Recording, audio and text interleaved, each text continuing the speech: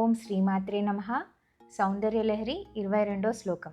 భవానిత్వం దాసే మయి విరిత దృష్టిం సకరుణా మితస్తోత్రం వాంఛత్ కదమతి భవానిత్వం తియః తదైవ త్వం తస్మై దిశి స నిజ సాయుజ్వ పదవీం ముకుంద బ్రహ్మేంద్ర స్ఫటిక ముకుట మీరాజిత పదాం.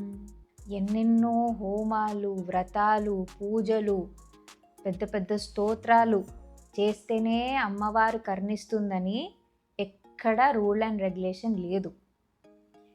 మీరు అమ్మా అని మనసుతో ఆమెని పిలిస్తే ఆమె కరుణిస్తుంది, ఆమె పలుకుతుంది.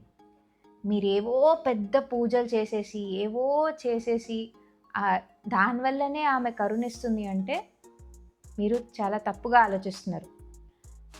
తనని జస్ట్ అమ్మా అని మీరున్న ప్లేస్లోనే, మీరు ఎక్కడున్నారో అక్కడ ఆమె నామాన్ని భక్తితో జపిస్తే, ఆమెని అమ్మా అని ప్రేమగా పిలవంగానే తను కరుణిస్తుంది.